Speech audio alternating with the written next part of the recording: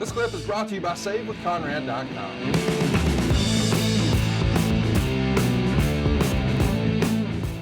Next up, we've got Raw on August 11th, and it's an all-time major main event in the history of Raw. Rick Rude debuts as the insurance policy and hits Mankind with a chair to help Shawn Michaels defeat him in what is going to become known as Degeneration X. It's sort of interesting in hindsight. Mick is here for a lot of these major moments in Raw history. Is he not? Yeah. And a lot of his peers were always willing to work and to be unselfish with Mick because they liked him so much. And they knew that he would do the same thing for them. So he was a very compatible person to book in that regard. But that's just what you get when you get a guy. That's like I said earlier.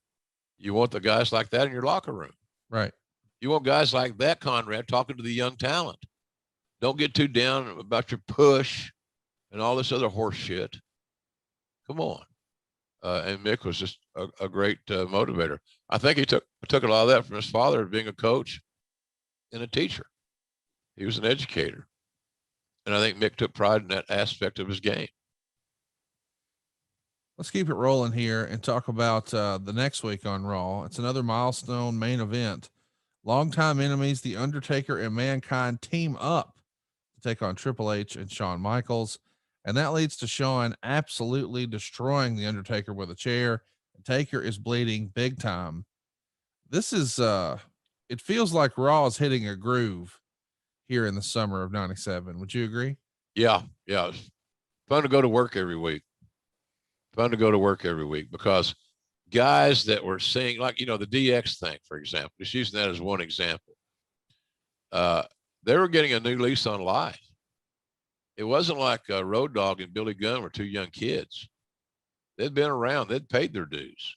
They were skilled in-ring performers, but they were getting a fresh start with something that had meaning and significance. So it was exciting to come to work because you fed off the excitement and the passion of the talents who are having the time of their life and making a lot of money. Like, we can't factor that out. They're making an awful lot of money in that time period. So, and when you get guys that are making a lot of money, you have two issues to deal with. One is they're happy. How do you keep them happy? That's important. And secondly,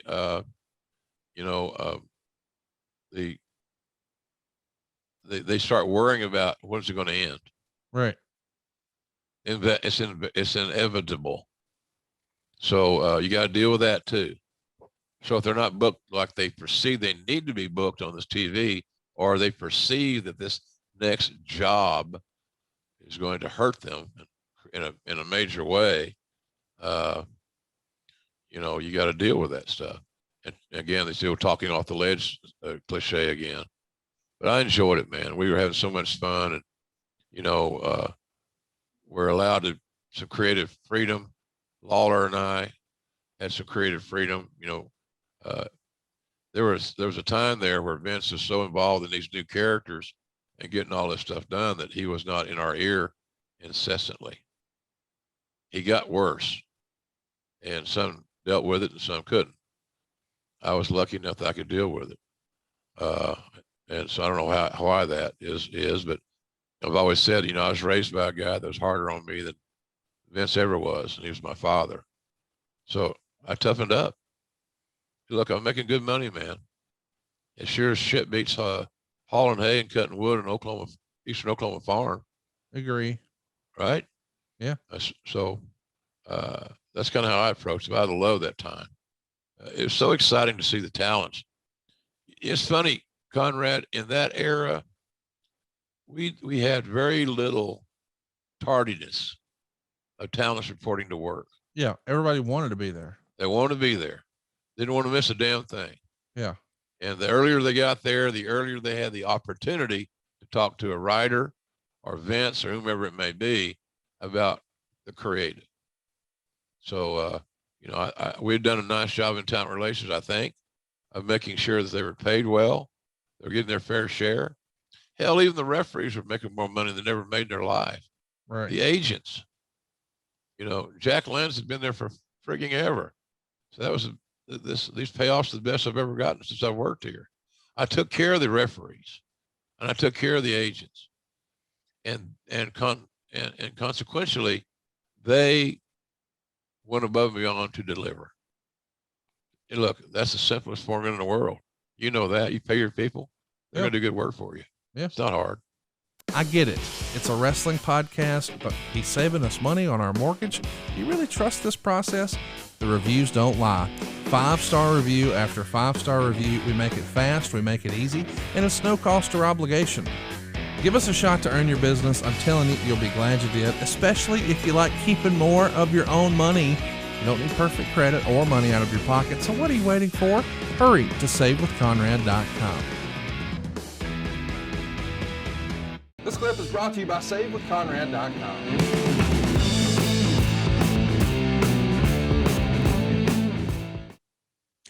Mankind starts to be phased down and transition to a tag team wrestler. He's going to be teaming with Vader to take on Owen and Davey Boy for the tag titles at his first WrestleMania. Of course, that's WrestleMania 13. It's probably everybody's dream, especially in that era, to work on a WrestleMania. And at this point, he's years deep in the business as Cactus Jack, and he's been everywhere: WCW, ECW, Japan, and now he finds himself here at WrestleMania, but it's in a tag match, and he's not exactly a tag wrestler. No. Is it still exciting, do you think, on his behalf? Hey, I'm finally at a WrestleMania, or is it a little disappointing that, damn, kind of wish it was as a singles? Well, I'm sure he did wish it as a single. Yeah. But I think the thrill of being at WrestleMania and being on the card and being on television, in kind of an all-star ensemble cast, you know, Davey and Owen were pretty well, you know, made they're on the Hall of Fame list, assuming at that point in time. Vader, Hall of Fame guy. So he was surrounded by very stellar company. But I think that Mick was probably just thankful to be there. That's the kind of guy he is. But if you do the deep dive, he probably would like to have been in a singles match. That's what he was. He was a singles wrestler. But he was booked, Conrad. He was booked. And he earned a WrestleMania payoff. And I think that would trump anything that Mick would be thinking. He's going to get a nice payday out of finally working at WrestleMania. Well, unfortunately, he doesn't win the tag titles. Owen and Davey Boy retain. They went to a double count out with Vader and Mankind, 16 minutes and 8 seconds. Meltzer would say this was a good match with a lame non-finish, which served to ask the question what the purpose of the match was, since neither team even teased the turn. Mankind got the mandible claw on Smith as Vader kept Hart from making the save. He knocked Hart into Mankind, and both Mankind and Smith tumbled to the floor for the double count out.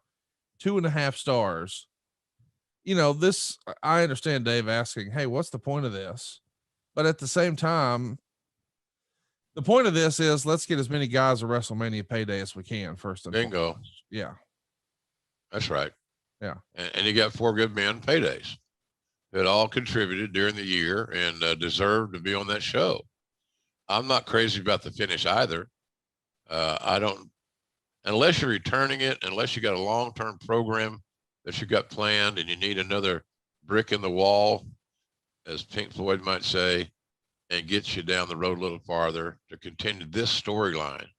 I can understand a double count out, but I really, but only if that's the only way. And I challenge bookers and creative types to make sure that, you know, you don't have to, we're protecting people from what? There's going to be more reaction from the audience if there's a winner and a loser and not a double count out. Right. It's swimming upstream, so to speak, and unnecessary.